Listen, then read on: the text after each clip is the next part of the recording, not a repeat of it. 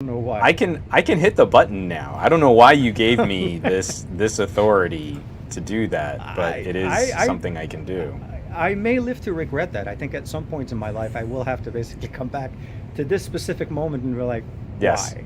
This is where it all fall apart. Yeah. Like it could have gone the other way, but you know.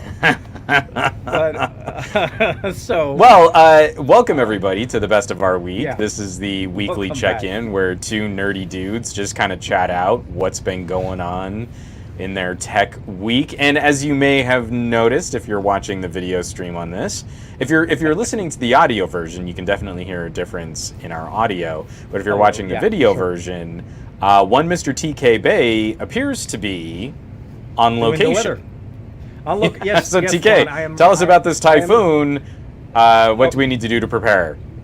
all I have to say is like, look, it's working. It's doing it. There's a lot of wind. It's not happening. It's going to be a lot of rain, a lot of torrential. Like, Oh no! Like a lot of things. Like it's just a lot of things. I don't know. He's doing some amazing miming. This is Really, incredible. Yeah. There's a guy right down there looking at me saying, "What's wrong with this guy doing this stuff in front of the tripod?" No, yeah, I am on location. I wanted to bring you guys the weather straight from the ship because that's how we do the weather here now. It is actually cold. I'm going to put it back on. I am actually cold. Yeah, I mean, It again, is not I've Southern joined you in California. that no hair on top of my head club, so you got to keep that beanie on. Yeah, all the way, man, all the way. Everybody, yay, we are live. No, absolutely. I do want to say thank you for everybody for hanging out with us, kicking it with us, and also thank you for Juan and working with me on this whole remote. Even though we've done this so many times, every time we try to do it like because we are. Yeah, something has to go wrong, right? Like Yeah, every I time got we the do audio it, to work. it's like a new challenge. Yeah. Yeah, no, there's always has to be something because if it works, then obviously then that's not for us. Yeah, But I that's am true. on location. We are doing a little bit of a combined Android Bay for this week as well as the best of our week together. Mostly because I'm not going to have internet on Saturday because if I wanted to, even if I did, it just would not happen. It'll be basically me with like stop motion graphics. It'll be like that on over the network. And so yeah, I gotta say, considering the cell signal that you're getting right now, I think your transmission is pretty smooth. It's going way to pretty go, well. Project Fi. All I have to say is way to go, Project Fi. Because T-Mobile is, I mean, even though T-Mobile exists here, I think it's Project Fi's flexibility and ability of jumping between different networks and supporting different technologies that allows me to be able to get a good signal. T-Mobile, where I am right now, and I sent this to Juan earlier this week, today, and I'm like, it has 3G on it. I'm not getting 4G, 3G. I dropped back to a technology that hasn't existed for some time, but yeah, 3G is what I'm getting. And it is mediocre, like DSL speeds. If you guys have. Well, a good I mean, you reference. were also saying that you were trying to do stuff from your Note 22, and that apparently the big problem maybe isn't T-Mobile or Google Fi. Maybe no. the problem is Samsung yet again, It- letting us down. Something about the Note 22, the S22 Ultra, the Note 22 Ultra has been really weirding me out on this trip. My wife still rocks the Note 20 Ultra. So Juan and I had an Yes, the actually, good Juan one. had a chance to play with it, the good one. Yeah, So she still uses that. She never wanted to upgrade to anything else. She's sitting right because your next to wife me. I has swear to- excellent taste. She She used married the you, last and she true uses note. a Note 20 Ultra. Your wife has impeccable taste. Honey, if you're listening, thank you. It's one of those. No, but seriously, like we were walking around and she gets 4G LTE, and my phone says I have 4G LTE. There's no routing. Like I pull up maps, nothing works. I pull up, I even try to just open up a browser, or even go into like Google Maps or anything, nothing.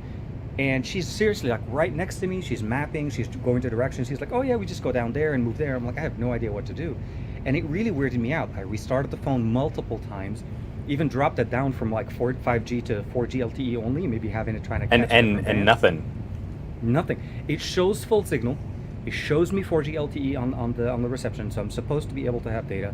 Nothing. I can make calls, but no data. Like no data routing at all. So that got me really frustrated. But then, of course, I jump on Project Fi. I don't know why in my mind I kind of decided to reactivate my SIM on Project Fi, but I know I kind of remember it. So in Juneau, I've been here before.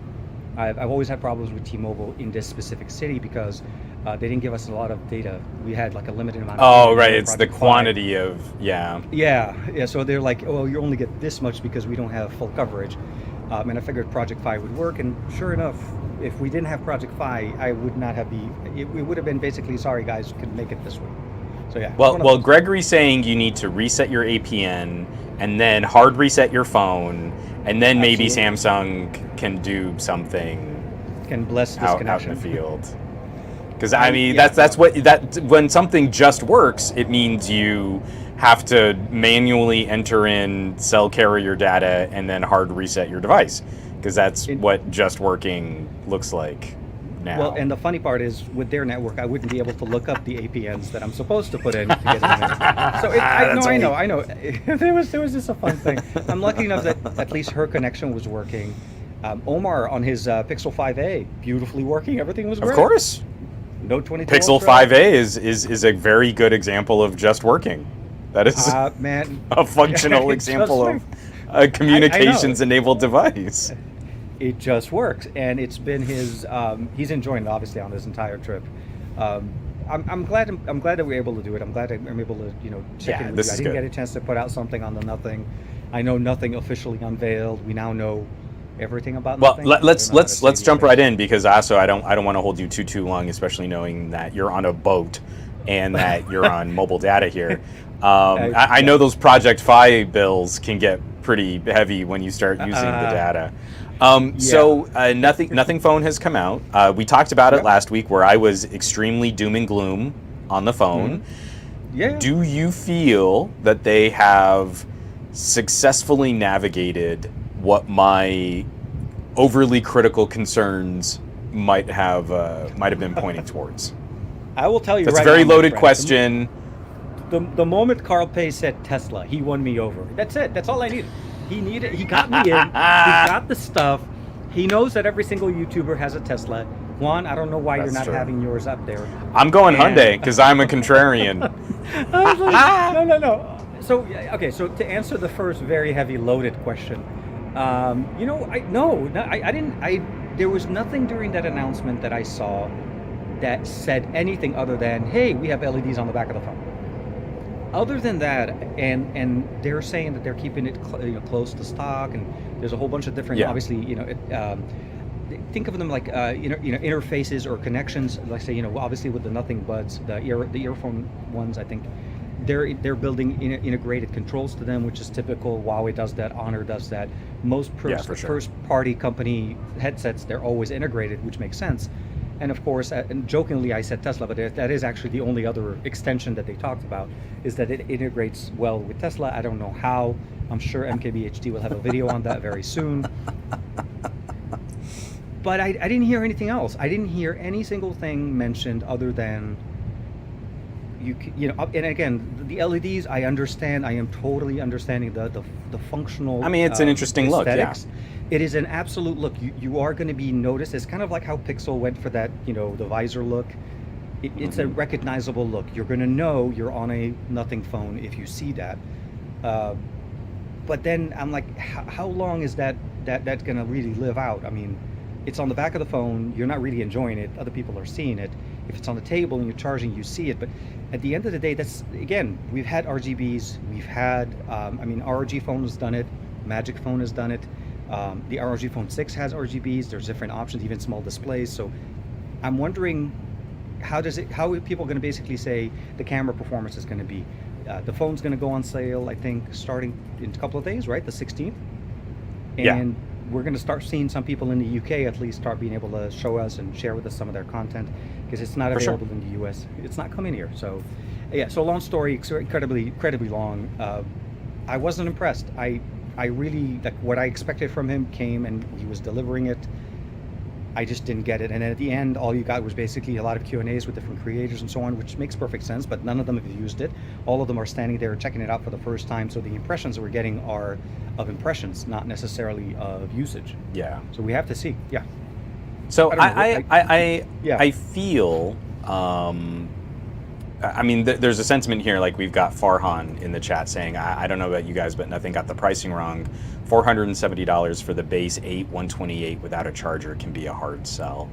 So the pricing, again, it's also very highly regionally dependent. What looks really bad at 470 euro, because now the American dollar is, sort of neck and neck with the euro right now. We can save 470 American dollars, 470 euro.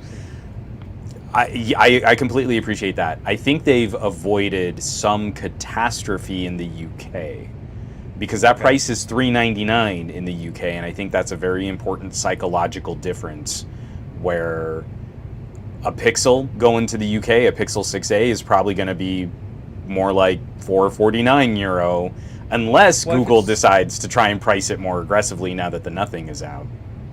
Well, so didn't they already mention that the 6A was going to be selling for 450, for 430? Well, so 449? 449, and so there's still an US side. opportunity. The phone hasn't shipped to anyone yet. The phone hasn't gone on pre-order yet. So there's an opportunity where they could say, hey, regionally, we're going to sell it for 449 in the United States, and that's the same as it being 399 in the UK, and they could match it up with the Nothing there. I think they've got a harder fight in the EU. I think they actually have avoided some catastrophe in the UK. I think Nothing is playing a psychological pricing and distribution game that I think that'll work out a little bit better for them. No, and I look, at the end of the day, the pricing is, I feel like it's like step one. They're still going to need to provide that experience. I mean, if there's one thing I probably will say this, I'll give him a credit for calling out companies that put multiple, like 3-4 sensors on the back, and the reality is like one sensor that works.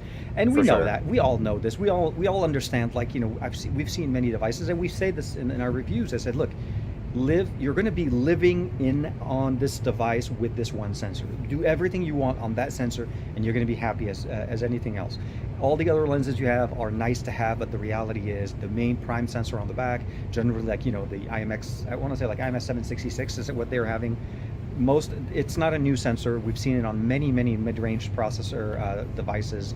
I know Realme, I know, I want to say, I don't think Nord uses it, but like I've seen other companies use it, but I know at least Realme used it on the GT2 Pro. It's a very well, trusted sensor. They went with 2, and they're saying these are 2 good sensors, so we're going to see how that happens, how that works. But you know what? Xiaomi is in the same game over there. They have Xiaomi as competition. They're going to have Pixel to compete with, that whole easy snap and take pictures. And the reality is the Pixel 6a is going to have a much more powerful processor. It's going to go with Tensor, which is literally, like, I mean, don't get me wrong, 778G, 778 plus, 77. so it seems like...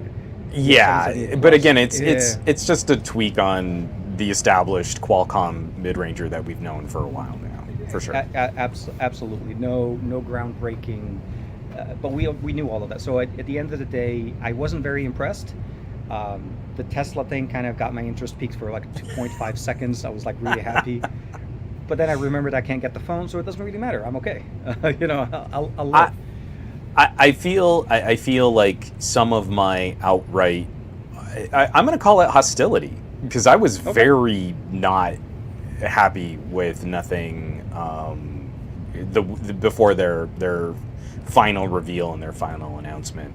I still like the idea of a purpose-built mid-ranger.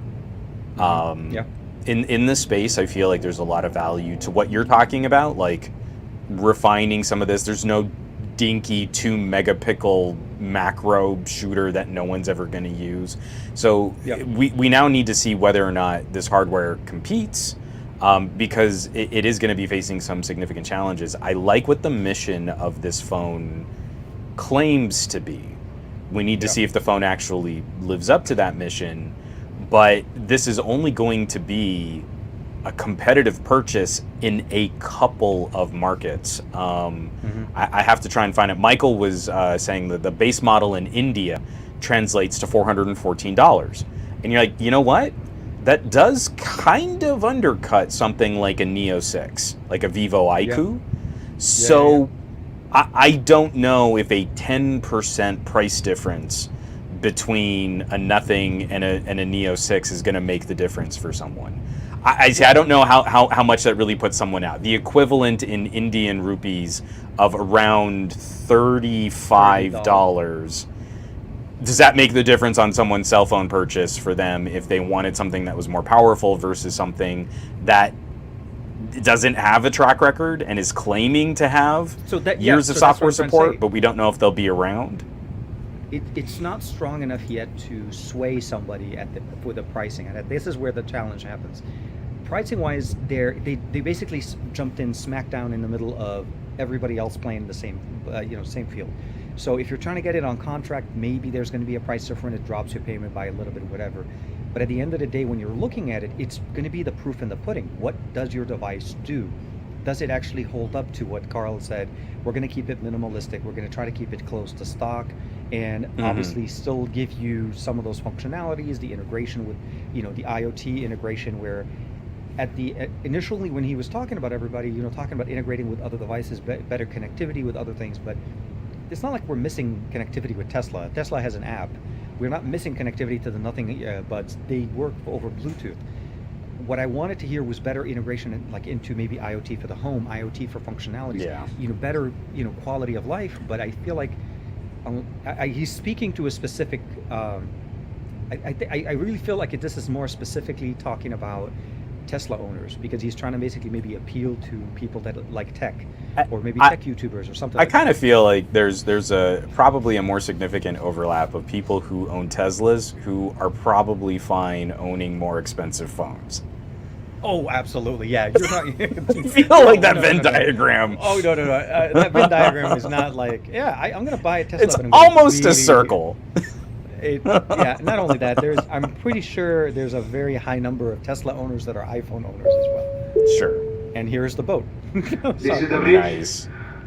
Medical response team, proceed to Crown Grove, deck 7, midship. I repeat, medical response team to Crown Grove, restaurant, deck 7, midship. You need a response team. To Crown View Restaurant on deck 7, so it sounds like somebody. I hope they're okay. Well, I mean, when you see like paratroopers jumping in, then if you need to abruptly jump off stream, we'll understand. So here's to your point, and here's one of the things that I definitely have a concern with when we're talking about Nothing. He's making a lot of these. Carl Pei is making a lot of these claims about improving functionality and reaching out to other companies' ecosystems, but I haven't seen anything that defines what a Nothing can do other than, hey, we talked to Samsung and Tesla and a couple of other companies, and you can use their products with our phone just like you can use their products with any other phone.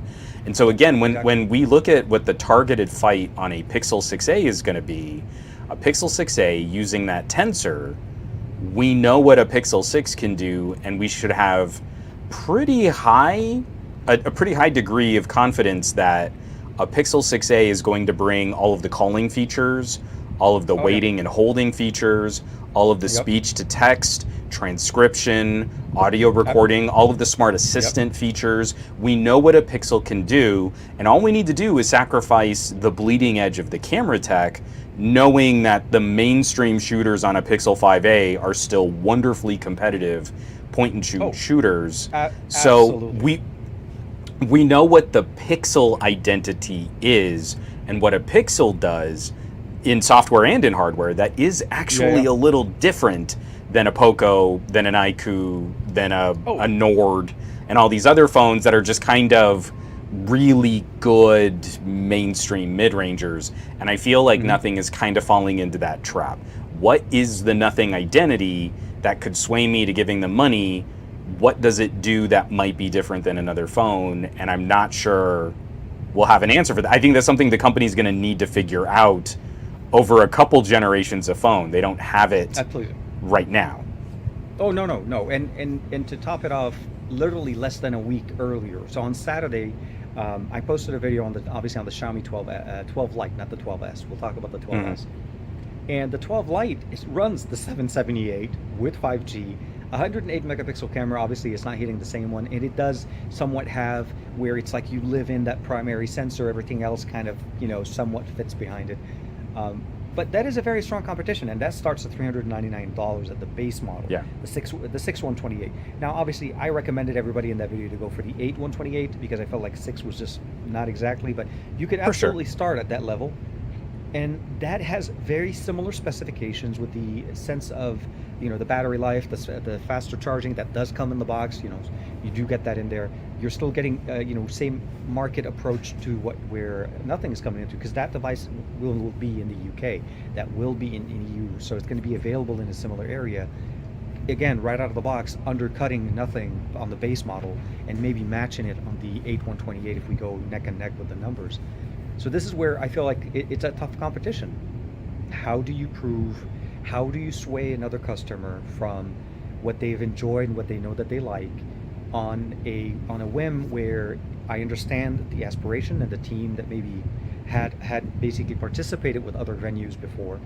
And I kind of saw some OnePlus, a little bit of OnePlus conversations where he went like, we're going to try to be stock, we're going to try to keep it fast, we're not going to try to double install applications. That was obviously a jab at Samsung right there. I was like, okay, I got it. Because like Samsung phones double apps everything, because that's how Samsung does it.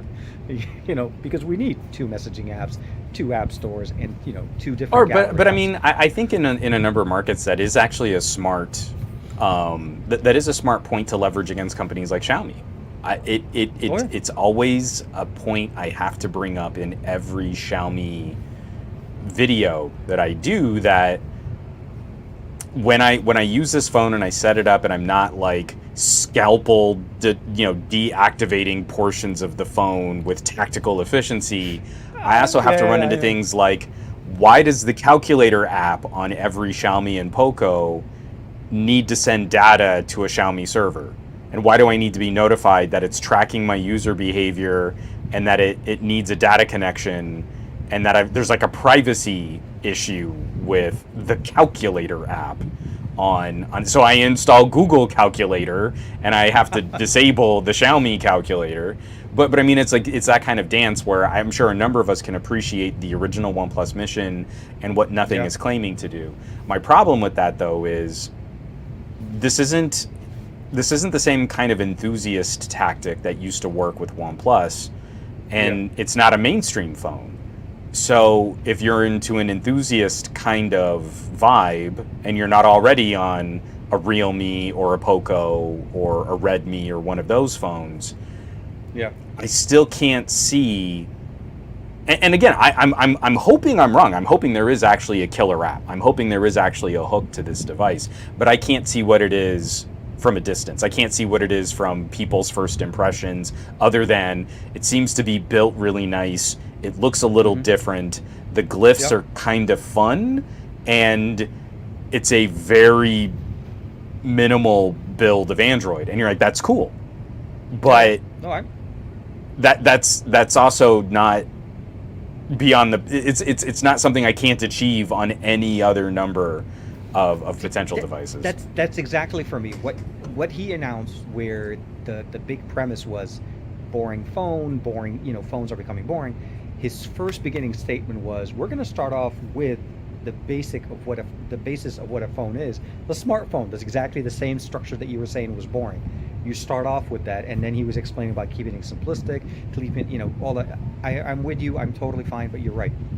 What makes it so that you can't get that same experience with any other phone on the market right now, other than the LEDs on the back, which absolutely are fun, but again, how much of that is really going to be the decision making of buying a phone? Are you buying it because it has LEDs? Are you buying just because of the RGBs? Or are you buying it because you know it's a good camera?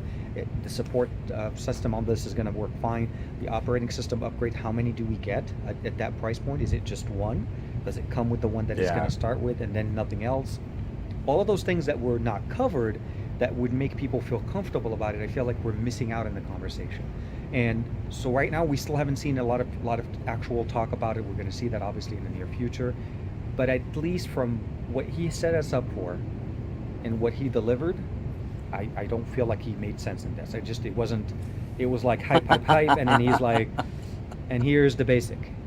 You didn't give me much. You sat down, you read me the specifications, and you walked off, and you had Q&As with people that have not used the phone, or maybe just had a couple minutes of spending time with it, but truly people that are obviously very excited, which I don't disagree, but we're not getting the meat of the conversation. The announcement was just, I feel like, still needs more. So I'm hoping, I agree. like I said, I'm hoping we'll be proven wrong. I actually want them to succeed. I do want to, I feel like I want to see what they could do in the market, if they can change things. For sure. But it doesn't work with this whole hype and then under deliver and then maybe. Well, and this is what we were talking about. I mean, again, I think I'm walking away from this announcement feeling a little more positive in select markets. Yeah, I think they're going to get walloped in the EU at €470. I just think there are too many great phones at around €400 that there's nothing here for the phone to rise above and justify a €70 price increase. Well, in India, I think we're close. They have a lot of competition. They have a lot of competition, but I think they're closer in India, and I think they've actually got the right psychological number for the price in the UK. So I'm feeling, again, it's very regionally dependent, but I'm feeling like they've avoided utter calamity and they've got some potential. But now this is the put up or shut up time. Now with a little bit of potential, you run the risk of even like dashing people's hopes more. You know, like I was hoping they would do something interesting, but then it just turned out they were another like HMD or another Nokia or something like that. And now I don't care. But I was emotionally invested just enough that I'm now going to hate on the brand for getting my hopes up later. Because techies and enthusiasts are very fickle in that regard. Well, and yes, there are high, the thing is, it's the high hopes. They set us up for. It's just, I mean, don't get me wrong. OnePlus, in many ways, back in the olden days when they did deliver, they were also kind of the flagship killer, right? They didn't come in with the best camera experience. They didn't come in with the best UI elements. I mean, Oxygen OS was still in its infancy. They were developing on it. It started off with CyanogenMod, which I felt like was like the right move. But at least at the time, you were charging, $349, $299, and at the time, it was by comparison to other devices that didn't deliver on that. They were giving us the flagship processing experience and the speed at a very low price. Here, they're not trying to do any of that. They're trying to give us the promise of a simpler, more organic Android experience. They're still going to have to come up with the camera app. They cannot use Google's app, right? So that's going to be one problem. Right. So their camera needs to be, that's going to have to be their own experience. They can use Google Photos. They can use all of the other Google apps that are typically, once they get the GMS licensing on it. But the camera app still has to come up with its own processing, post-processing, and they cannot leverage Google's experience there. So we'll have to see how I guess I would say that the tricks are going to be there, how that core experience is going to be set up. And that's one of the things that we see where phones have spent years investing and evolving in software. It's often on something like camera experience. So oh my God, OnePlus is. It's going to be tough doing that right out the gate. Exactly. Yeah. No. It's like we know the recipe. What is that recipe? It's no, you're not going to be able to copy this.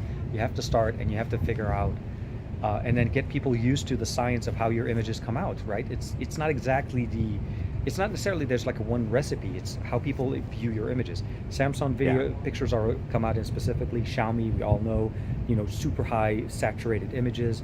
OnePlus is finally getting into that mode where they're at least working with Hasselblad to try to get better tuning, more realistic color, less. And from OnePlus 8 Pro on, we've seen like that focus is now like being demonstrated, where the OnePlus 8 Pro gave us better hardware capabilities. The 9 Pro rocked my socks. The 10 Pro is doing some really fun and interesting things with the camera. It feels like there's been a bit more of an identity, and it only took them to the OnePlus 9 Pro to start building that identity. We're going to be talking about Nothing Phone 7 before they're on the right track. We do have a comment here from Michael Corcoran. I have mixed feelings on the Nothing. I hate the marketing, the NFTs, the name dropping of Diablo Immortal from Pay. I know. But we're also thirsting for more competition. You've been doing a lot of gaming stuff. I don't know if you've played with Diablo Immortal, but was that the right game to showcase on a mid-ranger phone? Does that get you interested in what a mid-ranger can do when gaming? But so he didn't show us the gaming. He said he played it, and he said it didn't have any problems. Yeah, he couldn't even show it to us. Yeah. So don't get me wrong. Look, I'm totally for getting on a camera and just saying that. I have the best phone. It does great. I played Immortals. It worked great. I played Alien Isolation, Undead Horde. It had no problem. I understand the whole trust me concept, but that would have been a perfect example of a B-roll of him playing the game or something. Well, and it's showing, not telling. Exactly. Absolutely, yeah. Especially when you're talking about performance. Don't get me wrong. The 778G, the 778 Plus is the G variant of it. It's a gaming processor. It's intended to be a good mid-range gaming experience. It will be able to handle many titles easily without any problems. I've used it on many devices. The 12S, again, I keep referring to that because it's the most recent one.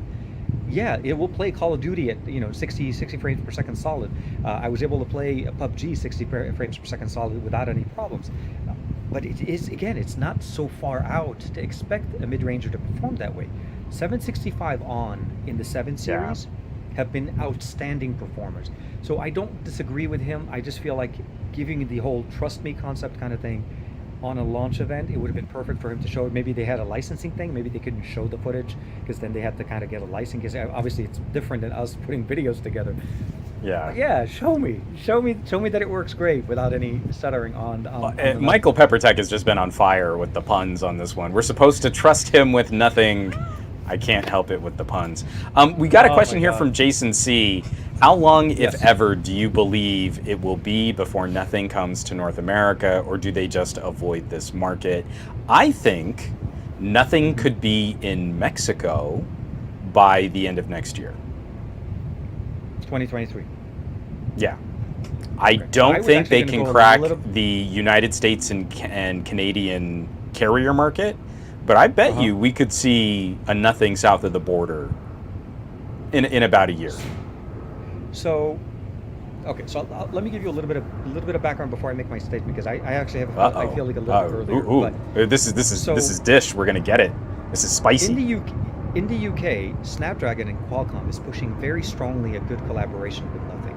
The only reason I even know this specifically because we saw them tweet that they were doing a competition to try to sell 2 tickets to the Nothing launch event. So there's a big competition, at least a big play, an arm of Qualcomm playing into this. I can see, honestly, probably maybe not at the end of this year, but maybe early next year, a different variant, not the Nothing Phone 1. I actually don't think the Nothing Phone 1 is coming. I think a different variant of that may be coming for us in the US with a different set of specifications that would be more triggered there. This is pretty much more of a testing the waters. They want to see how this get received. They purposely didn't go into the US market because on top of the fact that it's very controlled, it's also very logistically tied up for way more work that they didn't want to deal with. It's much easier to release it in Europe, much easier to release it in Asia, in India, Middle East. All of the other markets somehow are much easier. Sony taught us this, and they taught us very well. So yeah, my prediction is sometime early next year, we'll see a variant of the Nothing Phone come out, maybe announced around CES, MWC, and then coming up in that market. So it could still be mid to late 2023 like yours, but at least the announcement I feel like will come in earlier. That they're going to try to provide something else, a Nothing 2 or something. I don't, so that's why I'm saying I think we could see Mexico end of next year with like a Nothing Phone 2. And again, that gives us another year of maturity on things like 5G regulations, especially international and global radio support. Another generation of modems for phones maybe has better crossover support for international travel and 5G networks. But I do not believe United States carriers are going to be... I don't think they're going to give up any kind of good deal for Nothing to have their phones on their networks. And I think it's going to be, it's got to be the tail wagging the dog. If there's any kind of push where carriers feel there's a consumer interest that they can sell the phones, then we'll start to see a deal brokered with Verizon. And there's a Verizon limited model of a Nothing, and that becomes the play. Verizon's not going to do that next year. Nothing has nothing to offer Verizon until there's some kind of groundswell support, enthusiast support, until people are saying like, hey, I will call my carrier and say I want to use a Nothing phone. And I don't see that happening for 3 years. I think it's going to be at least that long before they can make any kind of serious play in the United States and Canada. But the Mexican smartphone market is a little different, and a good, proper, solid, purpose-built mid-ranger with some better international band support could do well south of the border. Oh no, I don't disagree, and I'll maybe do a little bit of clarification. I wasn't specifically pointing towards a carrier collaboration. I was looking at it more in the sense of what, let's say, Moto does, or Samsung, not Samsung, For sure. but like Moto or Sony does. They Or even like a Red Magic. models. You know, like there are Yeah, international and absolutely. Chinese phones that technically are sold for North America. You know what I'm I- talking about? It's like, I completely agree with you there, but I think in terms of regulators, it's not going to be the Nothing Phone 1. I'm skeptical if there will be a Nothing Phone 2 unlocked United States variant. I think it's probably a Nothing Phone 3 at the very earliest, but probably a Nothing Phone 4. Oh my God! Well, here's for a hopefully a Nothing Phone 4 coming out. I'm hoping I'll drink for to that. continue Salute. going out. Yeah, my virtual glass. Cheers. It is. It's been a long day for us here. We've been up since like really early, and our weather. It's something to get used to. By the way, so sunset for us back home in Los Angeles with Juan and I, it's typically around 8:30, 8:45, and here it's close to almost 10 o'clock. The sun sets really late, so this is typical. This is going to be like that for another half. So I'm used to, Anyways, long story short. It's been a long day. We've been up early. We've had some fun with the family and so on. So I'm happy that we're able to kind of do it together and hang out. Maybe toasted with nothing. TK just toasted to nothing with nothing. The irony is delicious. Yeah. And then I got to throw this one out from Ron Guido. Didn't Jerry Seinfeld do a show about this phone? It's a show about nothing. So we're sitting and we're waiting for our restaurant reservation. That's the whole show. But then something happens. No, nothing happens. Nothing happens. No, I mean, so yeah, the reality is not to kind of batter on the whole thing. Look, the announcement happened. We know the phone's going to start going into people's hands. We at least know some of the main publications have them. Obviously, we know Marquez has it. We know Pocket Now. I'm sure seen it in a whole bunch of all of the higher up. And Fisher took a couple really pretty photos of the phone, but didn't do anything with it. No. But the photos are really nice. So don't get me wrong. The phone, I personally, if I had to choose between it's the two, a pretty phone. No, I would go with the black one. I love the aesthetics of where Tron. It's all somewhat of Tron, absolutely. Like that's what I'm getting. That's yep. the approach to it. The white one looks great, but it's a white on white kind of thing, which I want that contrast of color, and I feel like so long story short, if I'm able to get one, I would be Tron all the way, and I would maybe reconfigure those RGB to say TK or something like that. But that's just, I'm excited to see that part. But I'm hoping Dan from Grounded Tech will be able to get his hands on one of them. I'd love to see what he thinks about that. Yeah, because he was at one of the launch events. He went hands on. And he even dropped by the Discord, and you're like, oh my gosh, those pictures came out great, dude. So apparently he had a really great time, and he walked away saying, with some really positive first impressions. I have no doubt that it's going to be a well-built mid-ranger. Oh, but yeah, absolutely. it definitely, again, I'm just gonna. This is going to kind of wrap up my whole point on this, and it's kind of repeating myself, but I really feel the impression on this phone is going to change drastically region to region. I think it's going to be really interesting to watch, if we get reviewers out of the EU who are like, yeah, it's fine. And then we get someone out of the UK like, this is good, this is solid, this is a great bang for buck. I think that's going to kind of validate my feelings on it. It needs to be the right fit for someone in that regional economy, not the perspective of a D-bag North American, premium phone tier snob. It's got to be the correct fit for someone on the ground in that area. Mm-hmm. And that I think is going to be very crucial to the conversation around the brand. Absolutely. And I think that's really where even most companies have to deal with. It depends on what's available. It depends on the experiences, what people are able to select from, and how that device performs in that market. So yeah, totally. Somebody from an area where there's not a lot of competition and the price is right, obviously this could be a great phone. It just needs to deliver. It really needs to make sure that you answer the mail that you put out. If you say that it's going to be a good phone, it's going to take great pictures, let us see it, show us all of those images, and let people, and I do realize they did put they mentioned that they posted a link to I think, a collection of pictures that were taken by actual users, so people, their fans, and so on. So they're trying. They're not like necessarily trying to just say trust us kind of thing. But yeah, we'll have to see. Well, I'm looking forward to. So like I said, hopefully Dan is able to get his hands on one, or even or all of our buddies in the UK. We have a nice little crew there in Europe. So hopefully we'll look forward to seeing what you guys think. It'll be nice. So I want to use that as our way to kind of shift gears here, because you were talking about photo samples and taking pictures, and I know we also have like another phone that we're both using, but I want to spend a little time just kind of recapping some of our impressions and reactions to the release of the Xiaomi 12S Ultra. Yeah.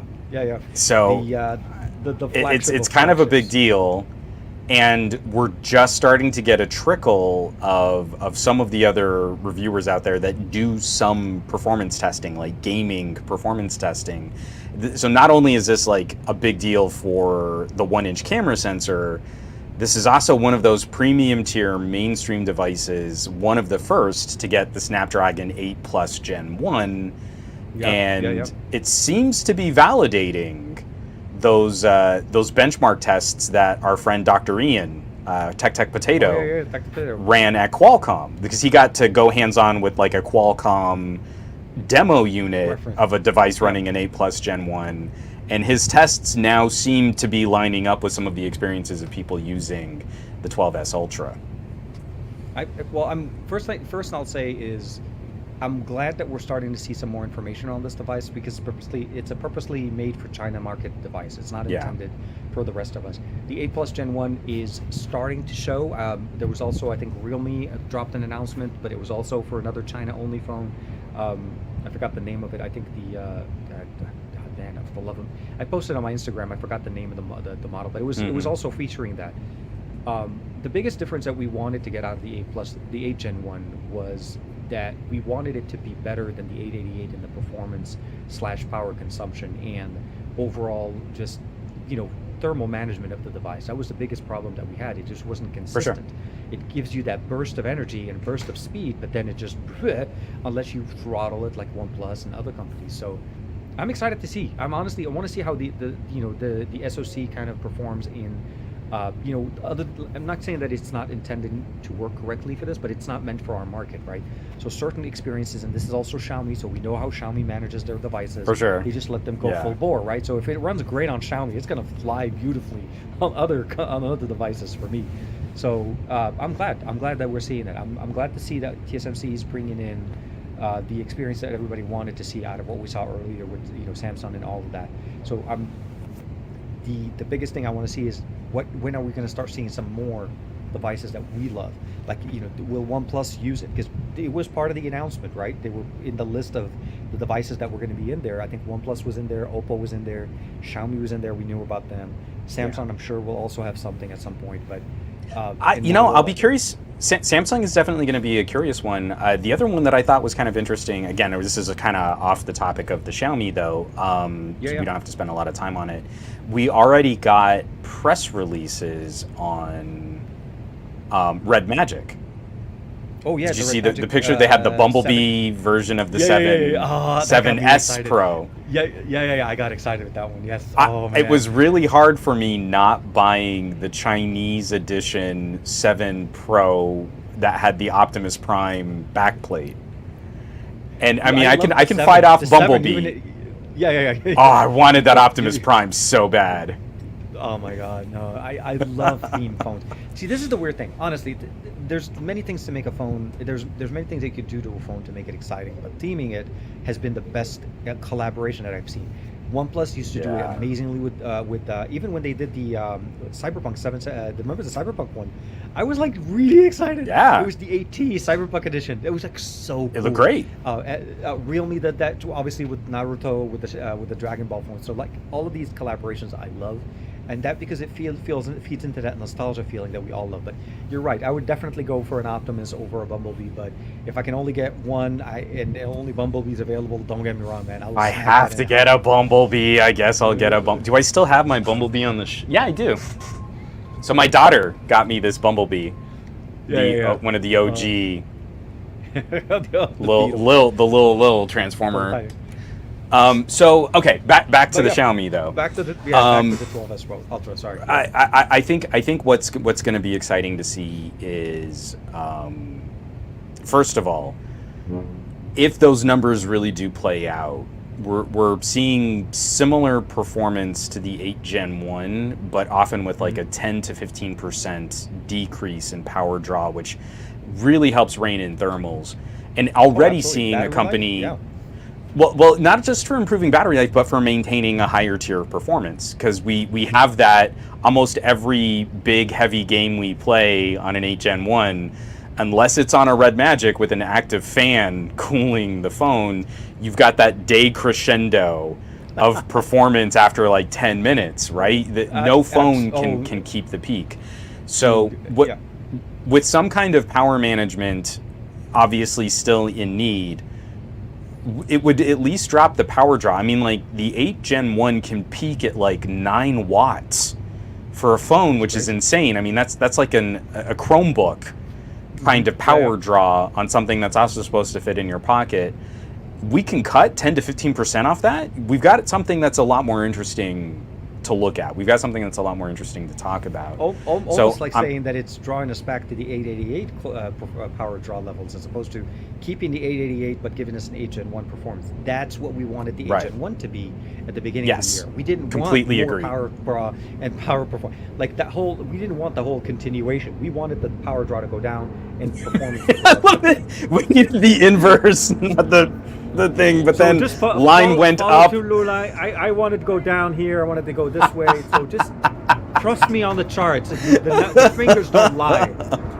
Come on, man. Just trust me on the charts. So I mean, like, if I remember correctly, from what little like game GPU testing that I've done on 8 Gen 1 phones, like average power draw would be somewhere around 7 watts, with peak power draw spiking higher.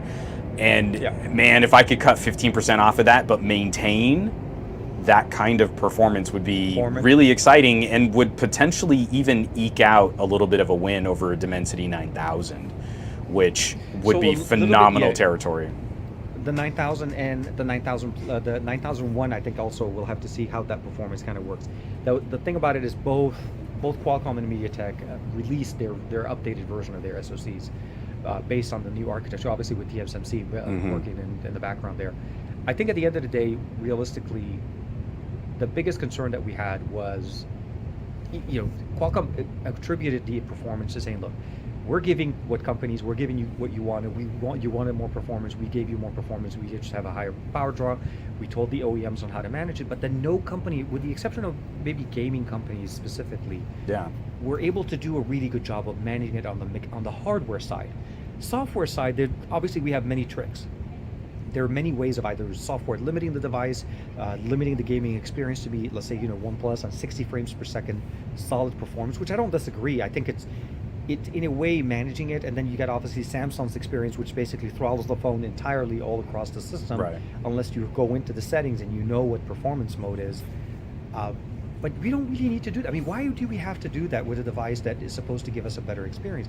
Why not stick with an 870 from last year and then give us the full potential of that SoC and just let us run the games that we want? There wasn't really that much. See, that's an interesting point to bring up, because I mean, again, I do want to also talk about camera tech on the Xiaomi too, but we've got comments here from Sir Andy and from Michael Corcoran. Asus Zenfone 9 is going to be coming in clutch for exactly that conversation, where I feel the S22 drops the ball hard. We're going to have a more efficient SoC with a slightly larger battery, and I would imagine Asus probably won't cut corners on the thermal management internals like Samsung did on the S22. That could be your recipe right there. I mean, that could be your recipe for a better performing, nice, but also kind of a mainstream, smaller phone. Fewer compromises, at least. Absolutely. You don't need to compromise the experience to give a smaller phone. And I feel like Samsung's approach of it's a smaller phone, you get a smaller display, you don't need the QHD, you don't need high refresh, or you do get the high refresh rate, but you get the smaller battery, you get the slower charger. Like, I feel like you're crippling it for. It's a stepping stone approach. PR management. It's purely done to get you to go into the store and you're like, so wait, hold on. So you're saying the S22 has, it's a smaller battery, but if I go to the S22 Plus, I can get a bigger battery, get higher, same refresh rate, but I get a charger that charges it faster. You're able to do so much more for a little bit more, and I feel like that's the approach. They want people to buy the Plus, and if you're not really happy and you want the best of the best, to go to the S22 For sure. Ultra. But yeah, but so it's a huge opportunity for another company, and again, ASUS seems to be taking the bait, which they have the reputation for making high performance hardware. I mean, I know Zenfone isn't the same as like ROG, but still, like Zen products are high performance. So remember, the ROG just dropped too, so it's not like we're missing out. The ROG just literally dropped less than a week ago. We saw obviously we're seeing some of the content on that. So yeah, no, ASUS has been known for this. They perform very well. The ROG Phone 2 outlived any other device on in our household, and the only reason we upgraded from it was to a Red Magic 6 Pro is, the device was just physically not capable of running anymore. We've had enough physical damage to like, maybe we should just move on. So yeah, see, I haven't thrown a gaming phone at Lex. I'm tempted to be like, okay, if you want to play games, you're gonna have to use my Razer Phone 2. Oh, dude, take it back. That's yeah. You'll never get it back. Lex will be like, sure, and she like, snoop. That's a classic, man. I love that. So I want to jump in. You just took a really beautiful looking vacation. You're on a boat. How much better would your boat? Sorry, you're on a boat? I just wanted to. No, I get it. I'm with it. Sorry. So how much better would your vacation photos have been if you'd had the Xiaomi with you? Like 7% better, 13% better. What's like the number? 1,000% better. 1,000% better. I agree. So yeah. I absolutely love. I begged. I'm not gonna lie. I begged. I was not. Yeah. I could not. They were like, no. It was pure. The media reviewers kit was purposely made for the Chinese market, and only people that lived in that market were able to get it. And we're seeing people importing it. Don't get me wrong. People are buying the phone and they're importing it. That's what we're starting to see, and I'm excited to see that. So hopefully I'll be able to get my hands on it at some point. But no, seriously.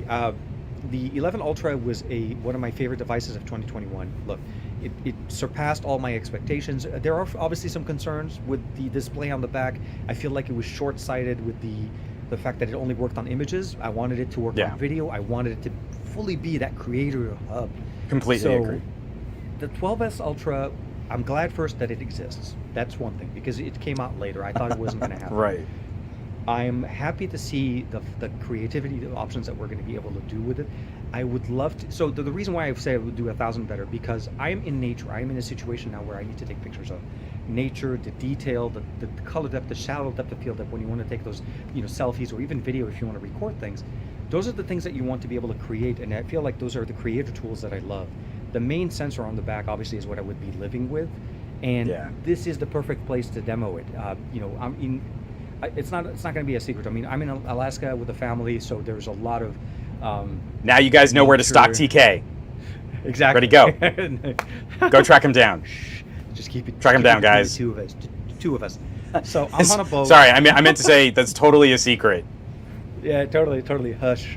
No, yeah, so it is. I've been enjoying, spending some time with the family, but realistically, depending on the device, knowing what you'll be able to use, connectivity is a big thing. Samsung's right now kind of a little bit letting me down with the situation on not being able to connect with it when I'm outside. The internet on the ship is good. Connectivity is, it's good that it exists. I think that I want to make sure there's no correlation with it's good internet. It's good that it's there. It's just mediocre at best. For sure. And I'm also testing some other hardware. So I do have some hardware that I'm testing. Hopefully I'll be able to share with you. We're going to talk about that too. Yeah, we're going to get to that also. Don't worry about that. But yeah, no, I would have loved having that device especially on a trip like this, because memories and family and so on, those are the times you want to be able to, what do you trust to take those memories with, says a lot about the device. So that's truly something for me specifically. But we'll have to see. We'll have to see what happens if this ever becomes an international model, or maybe a variant of it that becomes available for the international market. Increasingly, I would not be surprised if the Ultra became a limited regional device. Like if this were just like The 11 the crown Ultra jewel was Chinese device for Xiaomi, and then the rest of the world gets like a 12S Pro that's really good or something like that. I wouldn't be surprised. The 12 Pro performed very nicely on its own. So the 12S Pro is also building up on it. So we'll have to see. Xiaomi I'm sure will surprise us. There's no shortage of surprises with Xiaomi on anything. So the camera tech, I mean, even if we don't get an international version of the 12S Ultra, I'm encouraged. This could be a piece of tech that we might see show up in another competitor's product, though. The big story on this camera sensor being Xiaomi and Sony collaborating on the sensor design. And so Farhan was bringing up some points about different camera tech and the Sony Pro Eye and these other 1-inch sensors. This is a wholly new 1-inch sensor. It's a 50 megapixel 1-inch sensor that it is proper 4x3. So this isn't like the image sensor from the RX100 that Sony used for the Pro Eye, which was a 3x2 aspect ratio. This is a smartphone style pixel binning. Also, Sony, for their own cameras, they don't really mess with pixel binning. So Sony and Xiaomi collaborated on this. Apparently, development of this sensor took over $15 million to make this slab of sensor, but Xiaomi isn't trying to make it an exclusive. They're going to get the exclusive first use of this sensor, but after their period of time, I'll take care of that, don't worry about it. But after that period of time, this sensor will be available to other companies to use too. No, I know. I do appreciate it. I was trying to do what you were trying to do. No, I got it. I mean, I just wanted to finish the point, and whatever. They're not going to let them distract us. So this is a 4x3. So it is a 16 millimeter diagonal, which takes us into the 1-inch type sensor territory. But it's not a 3x2. It is a pixel binning sensor, and I think it's going to be really interesting to see that there are going to be some tangible benefits over the 1/1.3 inch type sensors, like on the Vivo, on the Pixel 6, on the Samsung Ultras. But also the reality of putting such a large sensor in a phone means some other compromises with lens design. And so while this Xiaomi is likely going to be one of the most photographic phones of the year, I don't think an X80 Pro is going to be too far behind when we crunch the numbers on comparable optical performance and equivalent focal length and depth of field. I think this is going to be the closest I get to sort of my dream sensor configuration. It's a pretty big ultra wide, it's a pretty big telephoto, and then it's a monster. It's a huge main camera sensor. So I think when we got 1/2 inch on the ultra wide and 1/2 inch on the telephoto, that's comparable telephoto to a Pixel 6 Pro. It's a little bit better ultra wide than a Pixel 6 Pro, and then it's going to have class leading performance on that main wide 23 millimeter equivalent lens. I'm just dying to try it out. I'm really hoping, if I'm able to make it to IFA, which I'm trying my best to make it there.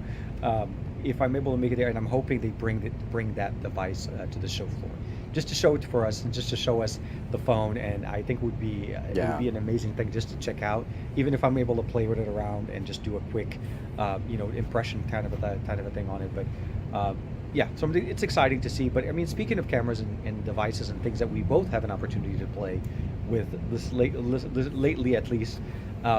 We both happen to drop videos on the same device in the same week again. Luckily, missing each other. We did it again, and we didn't even we don't talk about this stuff. We just sort of happens. We never planned videos together, but like 2 weeks in a row, we're like, and I'm like, so the Magic 4 Pro has been, honestly, surprisingly, every time I use it, every time I take pictures with it, I take it out with me. Not that long ago, I was on a work/family trip in New York, and I took the phone out. Yes, of course, the gorgeous device. The red. Sorry, the red. It's very pretty. Magic 4 Pro. It is, and honestly, Honor has a very good formula to a device, to a the camera experience, the performance of the smartphone, the charging speed, the technologies that they have in there, the ability of charging it at 100 watts wired or wirelessly, but also still have the nice ease of use that you're comfortably used to using with Honor devices. So I feel like at home when I started to use it, and it just brought me back, and it gives me all of those really good performance, and it was just an amazing phone to take with me to New York. Like seriously, architectural photography, cityscape, and all of those things. It just, oh my God, the pictures I was able to get out of it were just beautiful.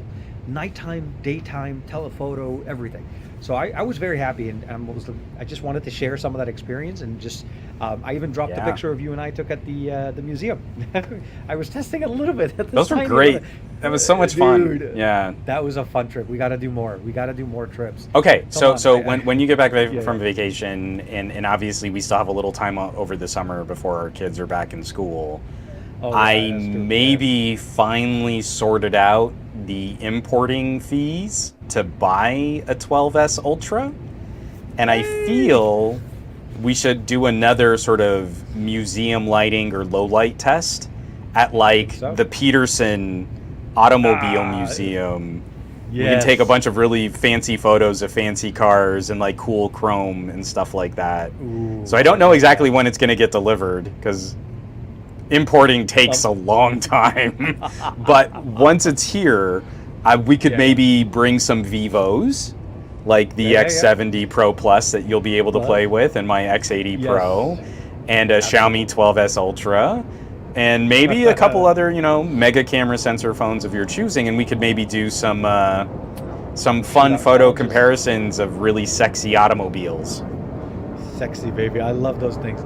No, yes. Last time we did the Natural History Museum, and I think that was a good choice. Still, I mean, I think there was a lot of amazing subjects for us to be able to shoot and just enjoy that the low light photography experience of the camera. But yeah, no, definitely. I think the cars, sexy cars, really nice cars are just absolutely amazing. Photographing cars, and of course, just any kind of tech like that always takes really nice creative. There's a lot of creativity into them. That's what I'm trying to say. I would love to, but yeah, if we get able to do that before the kids go back to school, I think it would be really nice. And of course, when I'm back into my normal, not trying to jerry rig, we got to figure out a way to get the audio run. That's, if there's nothing else to say, the audio, we need to get it better. We can. I mean, seriously, figure out our streaming solution. Our streaming solution again. StreamYard got weird on us. This isn't an us problem. This was StreamYard messing up our audio settings. It's StreamYard /Chrome /Edge. It with all of the updates that they push through, they mess the interface in the background, and I don't think it works. It used to work much better for us, but like I was trying to connect the microphone separate from the earpiece, and it would just not let me use the earpiece because the microphone, the Rode mic has an audio interface in it, so there's no more. You have to give us all the granular functionality. If you're going to be a creator tool, give us separate audio input and audio output functionalities and let us control them.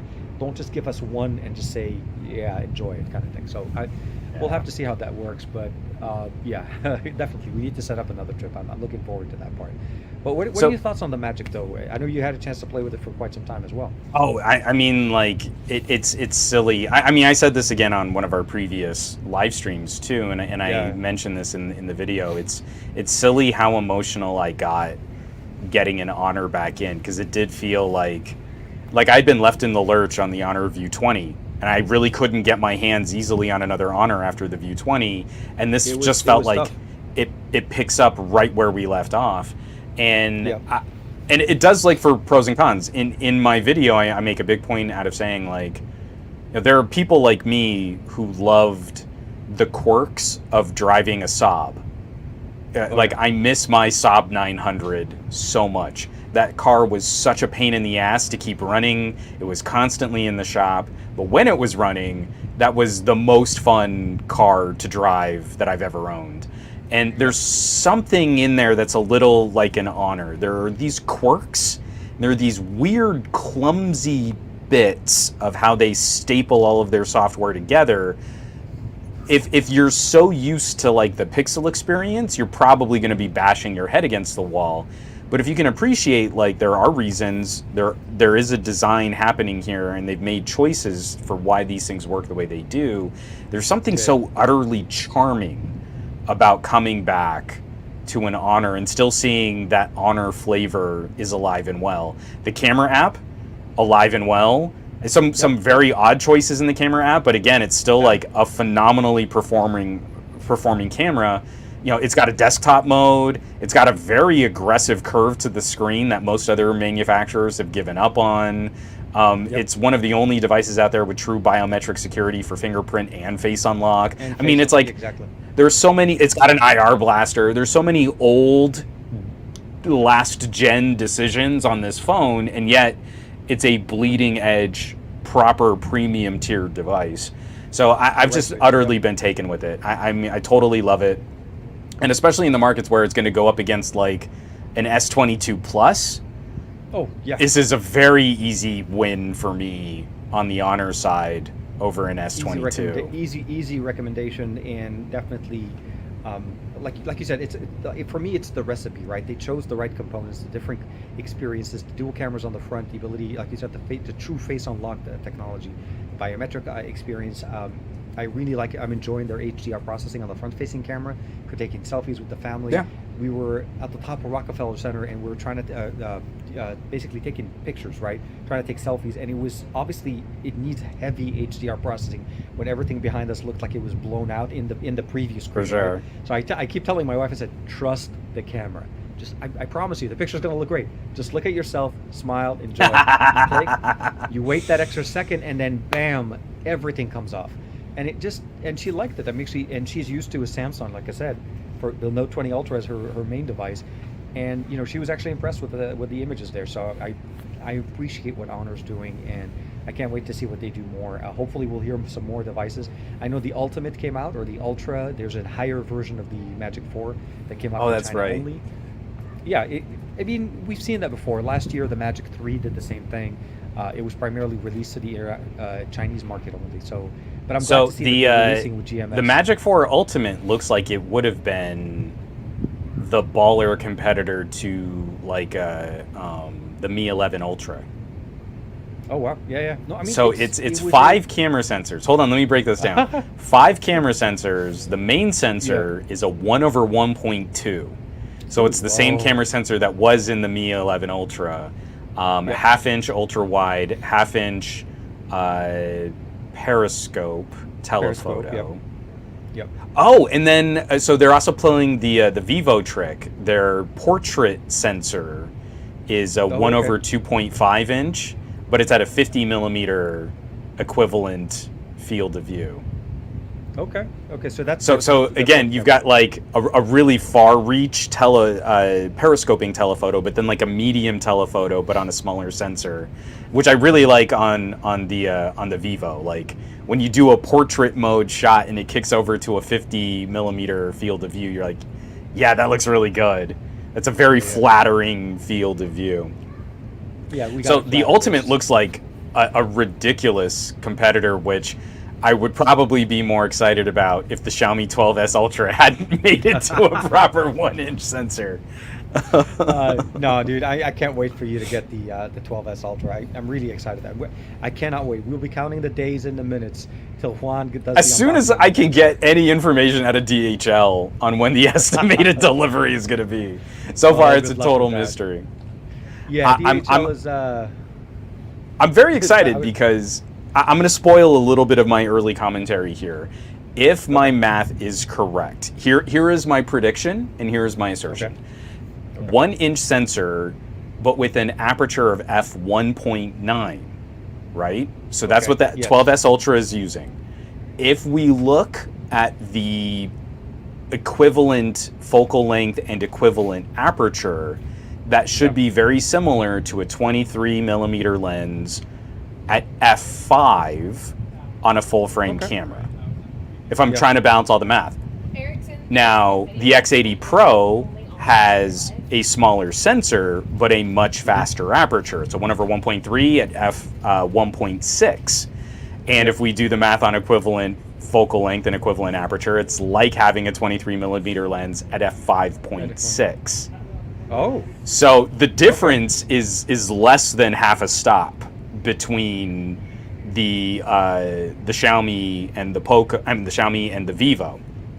So I feel like those two phones by themselves, you know, I think Vivo is going to make up a lot of the ground in clever software, the V1 coprocessor, better software dynamics and performance for low light, more interesting like depth of field blurring modes. And I feel like the Xiaomi is just going to brute force camera sensor its way to comparable performance. And it's like a brains versus brawn kind of fight. I'd love to see, no, for sure. It's going to be one of those experiences that you have to play with a little bit to try to get exactly and understand and live with that. But you're right, like half a stop is not a lot from 5 to 5.6.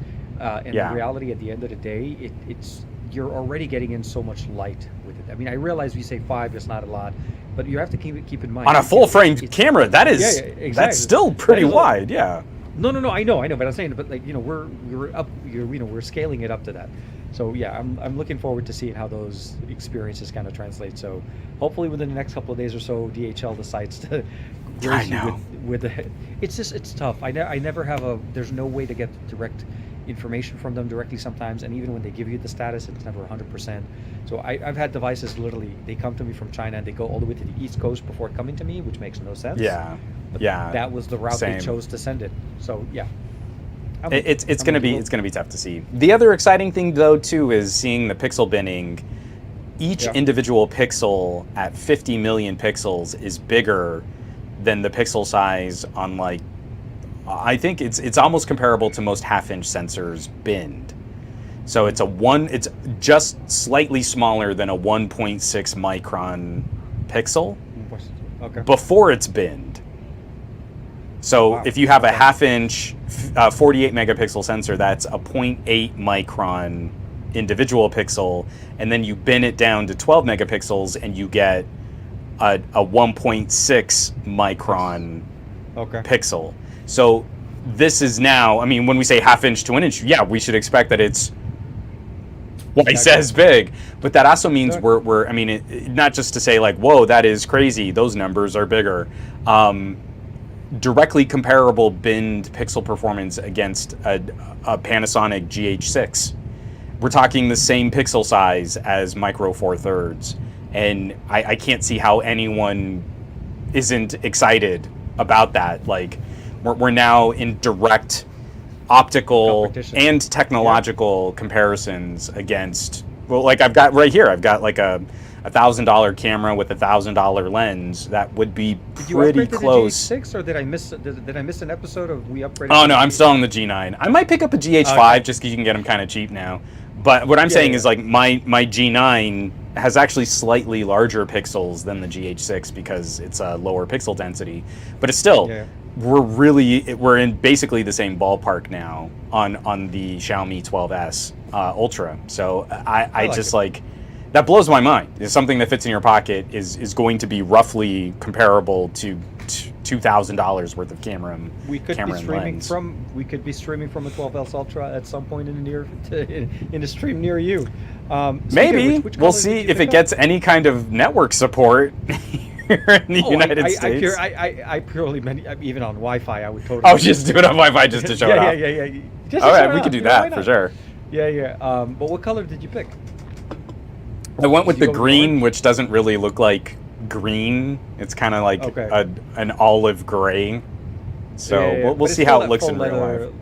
Yeah. No, absolutely. I'm sure. Oh yeah.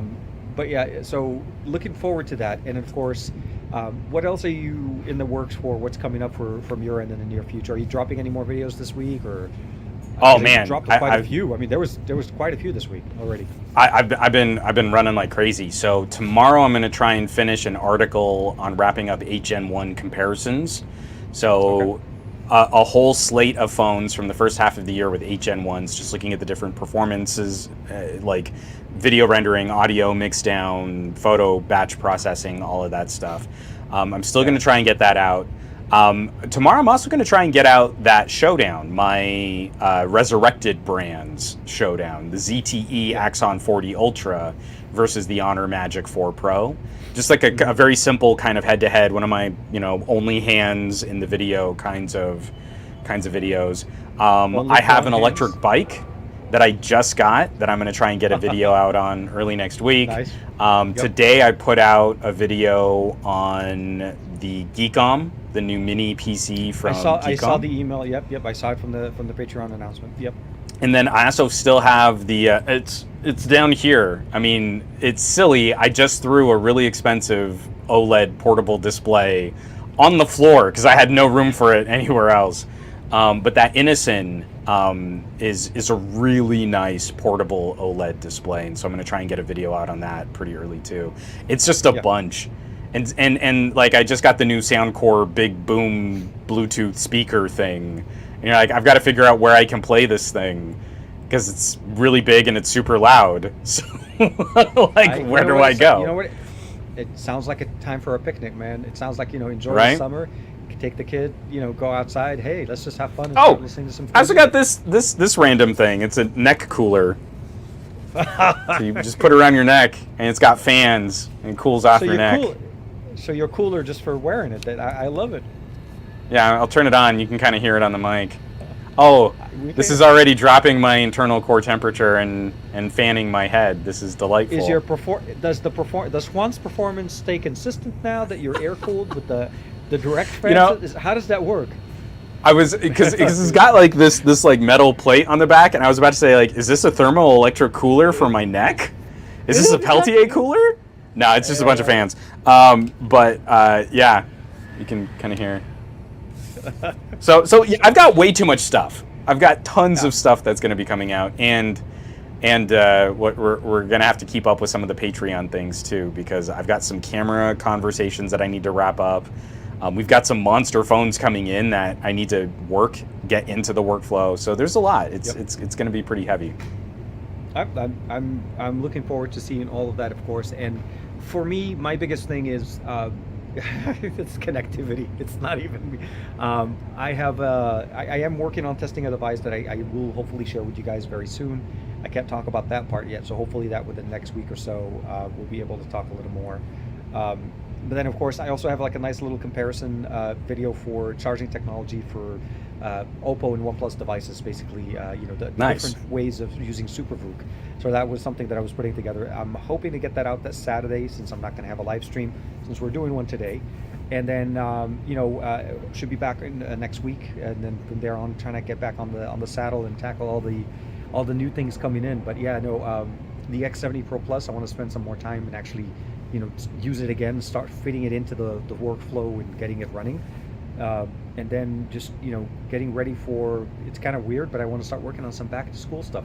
Omar starts school next month. I can't, it's scary to say. It's coming up fast. I know, we just barely got into summer. So I want to start working on some of those too, trying to work on content for that. Back to school, normal, he's going into 7th grade, so it's a difference thing, but I want to see if we could do some, back to school kind of theme stuff. But, we'll keep it experience there. And of course, we'll see you again next Monday for the SGTQA. Hopefully there'll be a live stream then. And then we'll be back in our normal studio environment next Thursday for the best of our week, as everybody's expecting. I know we've gone a little bit over an hour. I don't want to, not that we're trying to cut it too short, but about 8:30 and about 5 to 10 minutes from now, they're going to start making a whole bunch of announcements for people. Yeah, I know. It's you got to bounce to start leaving. Yeah. So I do want to say thank you very much, Juan, for agreeing to allow me to do this. And this is great. I'm really glad this worked out way better than I was expecting it to. So I'm very nicely done. Google Fi. Have not disconnected. We're still running. The battery is down to 35%. But you know what? Project 5 for the win, and held up the whole thing without any problems. So coming to you from somewhere in the state of Alaska, I'm not going to mention where, on a mother effing boat with all the other stuff. Thank you very much. I just so want to do Lonely Island right now. I'm going to listen to the sign to download that track right now just to sing it. We'll see you guys next week. Be safe. Thanks for everybody for hanging out with us. Aditya, Michael, Barry. I'll at your boy. I think absolutely, or everybody. Michael Corrigan in there. Farhan's in there. And everybody just kicking it with Greg earlier as well. I know he went to sleep. Just be safe and stay safe, guys, and everybody, and guys and gals. We'll see you guys. TK crab fishing. TK crab fishing for the win, Ronaldo. Yeah! I'm going to go back and fish Delicious. right now. Getting some of that snow crab for you, my friend. Do it. We'll see you next week. Take care, everybody. Thank you very much. Bye-bye. Bye-bye. Bam.